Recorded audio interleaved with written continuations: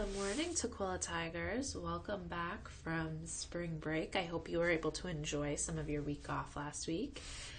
And welcome to Mrs. White's at-home read-alouds. This is the chapter book edition. Now remember to make sure you have a pencil and paper or a sibling or adult to talk to so that you can answer the question at the end of the chapter. So before break, we started reading this book, The Buried Bones Mystery. Remember, this is a series, the Clubhouse Mysteries series by Sharon Draper. I believe there are 4 books in the series. Now, we left off on chapter 4, where we had stopped. Now, remember to make sure you listen to the first 3 chapters before you listen to this one. Where we had stopped, the boys had just built their clubhouse. And they have a dinosaur as their mascot. They agreed on a password to get into the clubhouse, and they decided they were all going to bring a treasure to the clubhouse the next day. So we're going to find out more about that in chapter 4. It was just before noon the next day, and Jerome was the first to arrive at the clubhouse. He didn't want anyone to see the treasure that he had hidden under his shirt, and he wanted to spray for bugs before the others got there. Satisfied that all the bugs were outside the clubhouse instead of inside with him, Jerome touched the dinosaur for luck, then sat down on the bicycle. "I think I'll be president for today," he said to himself. Well, remember, that's what the boys decided in the last chapter, was that whoever was sitting on the bicycle was the president for that meeting. A knock sounded at the door. "What's the password?" shouted Jerome. "Tuskegee!" cried Rashawn. Jerome opened the door, and Rashawn entered, carrying a large brown paper bag. Rashawn touched the dinosaur and said, "What's up, Blackosaurus? What's up, Jerome? Where's everybody else?" Just then, Rico knocked and yelled, "Tuskegee!" When Rashawn opened the door, Rico gave Blackosaurus a good swat and sat down on the lawn chair. "Ziggy's not here yet?" he asked. "No, but can't you hear him?" asked Rashawn, laughing. Ziggy was singing a Jamaican folk song at the top of his lungs, crashing through the uncleared bushes of his backyard. "He's got a long way to go before he qualifies as a spy for the FBI, joked Jerome. Ziggy knocked on the door and yelled, "Open up, man! Ziggy has arrived." Rico stuck his head out the window and said, "What's the password, Ziggy?" Ziggy smacked himself on the forehead and groaned. "I forgot," he yelled. "But you know who I am. You just called me Ziggy." "Rules say you gotta say the password," said Jerome, who had stuck his head out the other window. "Tyrannosaurus." "Nope." "Tapioca." "You might be out there all day." "Tahiti." "You're getting closer, sorta." "I know it. Wait a minute. It's coming to me. It's a college. A famous black college. It's Morehouse. No, wait. I remember. It's Tuskegee. The door swung open and Ziggy barreled through the door. "Maybe a password isn't such a good idea," he said. "It could hurt a man's brain to have to think so hard on a Saturday." "No way, man," said Jerome. "We gotta make a harder one for next week just to watch you try to remember it." "Did everyone bring a treasure?" asked Rico. "For sure, man," said Ziggy. "Just wait till you see what I brought." "I've got one too," said Rashawn. "Me too," said Rico. "And I do too, so let's begin," said Jerome. "Since I'm president for today, I'll go first." He reached under his t-shirt and pulled out a small item wrapped in a paper towel. Silence filled the clubhouse as Jerome unwrapped the object. When the last layer of paper toweling had been removed, Rico asked quietly, "What is it?" It was a small carved wooden box with little metal bars nailed to the top. So you can see the picture of it right here. "This," Jerome answered, "is a kalimba. It's an instrument that's played in Africa. My grandmother made it when she was a little girl, and she told me her grandmother had showed her how to make it." "What does it sound like?" asked Rashawn. Jerome carefully plucked the metal bars. The music was strange and mysterious, but somehow familiar to the boys. "I bet it has magical powers, man," Ziggy whispered.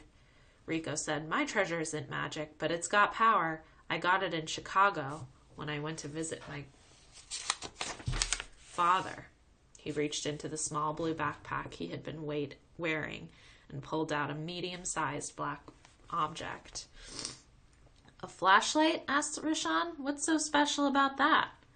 It's not just any old flashlight, replied Rico. Look, he pushed a button, and the beam of light that came from the lantern was so bright the boys had to cover their eyes. Then Rico pushed another button, and a siren began to wail.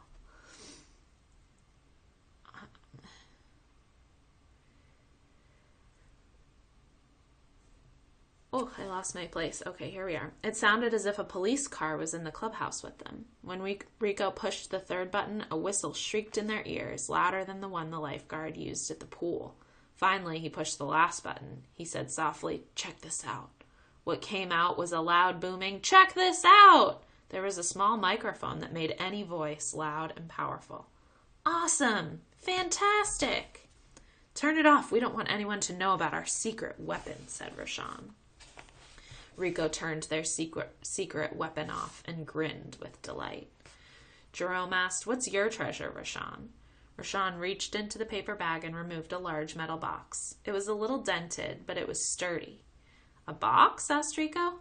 "A safe," replied Rashawn. "My dad said we could have it. It has a combination lock that really works. We can keep our treasures in it, and no one will ever find them." "What a good idea," said Jerome. "Will they all fit?" "Wait a minute. Ziggy, what's your treasure?" Ziggy had been twitching impatiently and looked as if he were about to explode.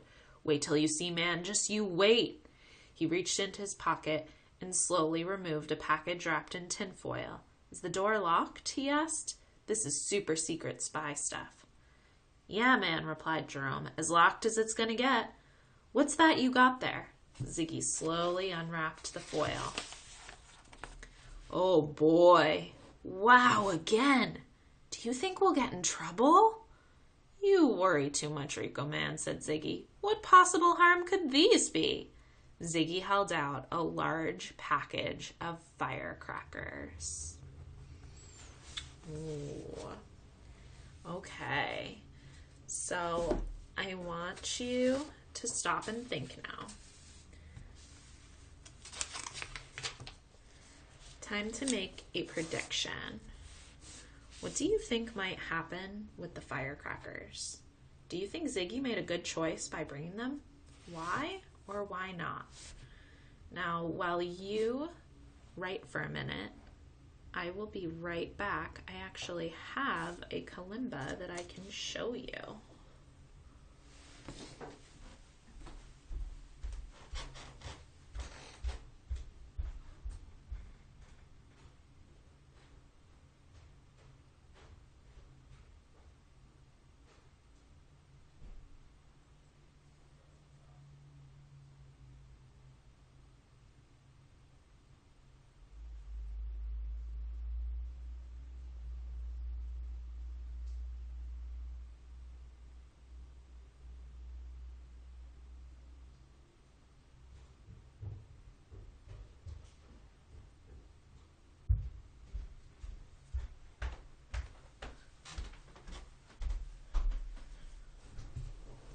Okay, if you're not finished writing, go ahead and press pause and then press play when you're ready. All right, so in the book, I believe, was it Rashawn who brought the kalimba? No, it was Jerome. I had to go check.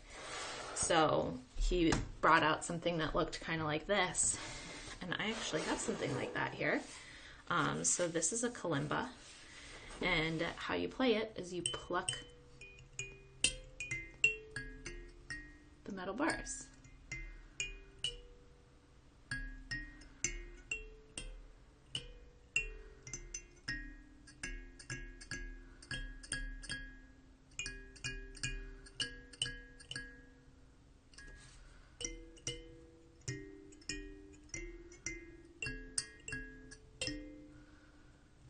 So it sounds a little different. It's pretty cool. And you don't have to press very hard. You can really just kind of lightly flick the metal bars.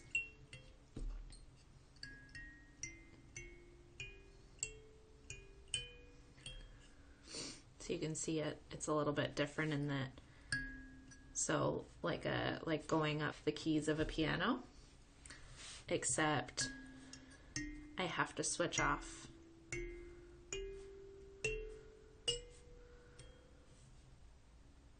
So that's a kalimba. All right, tigers. I hope you have a fabulous day, and I hope you tune in again soon.